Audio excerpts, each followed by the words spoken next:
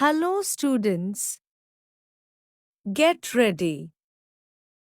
Start. 32. Before this court, yesterday, the presiding officer made a solemn statement that he had done so because he found that each of the 8 ballots was defaced. It is evident that none of the ballots had been defaced.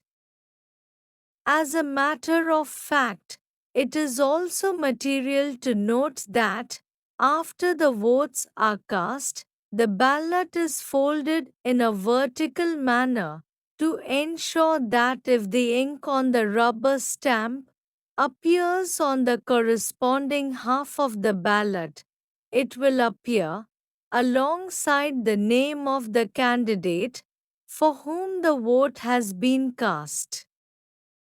The conduct of the presiding officer must be deprecated at 2 levels.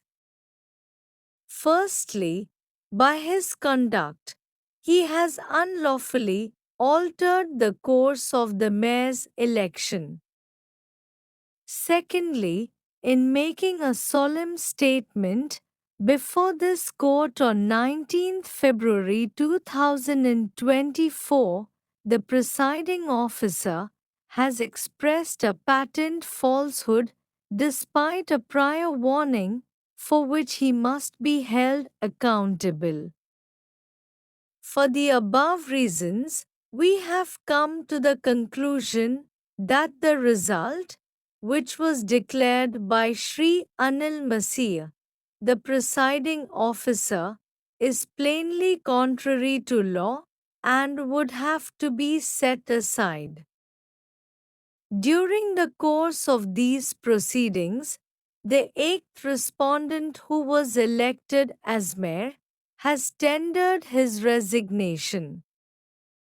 Senior counsel appearing on behalf of the 8th respondent has adverted to the provisions of Section 38(3), in terms of which, on the occurrence of any casual vacancy, inter alia, in the office of the mayor, the corporation is required, within a month of the occurrence of the vacancy, to elect one of its members as mayor to hold office for the remainder of the term of office of the predecessor.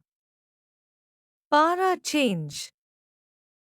33. In the underlying writ petition, before the Punjab and Haryana High Court, the appellant had, inter alia, sought the setting aside of the election process and for the holding of a fresh election process and consequential reliefs.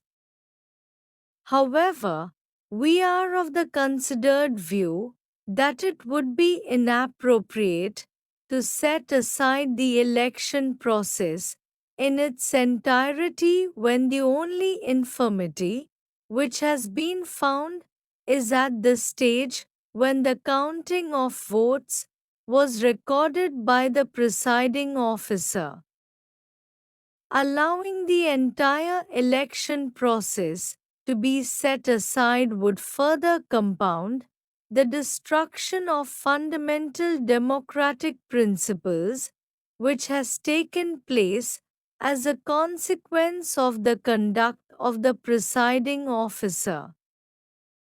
This court has consistently held that free and fair elections are a part of the basic structure of the Constitution. We are of the considered view that in such a case, this court is duty-bound, particularly in the context of its jurisdiction under Article 142 of the Constitution, to do complete justice to ensure that the process of electoral democracy is not allowed to be thwarted by such subterfuges. Allowing such a state of affairs to take place would be destructive of the most valued principles on which the entire edifice of democracy in our country depends.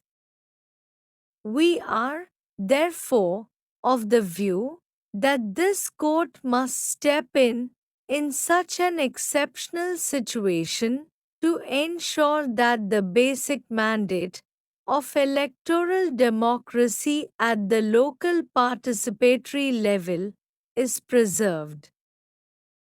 Pertinently, this is not an ordinary case of alleged malpractice by candidates in an election, but electoral misconduct by the presiding officer himself. The brazen nature of the malpractice, visible on camera, makes the situation all the more extraordinary, justifying the invocation of the power of this court under Article 142. Thank you, students. Over.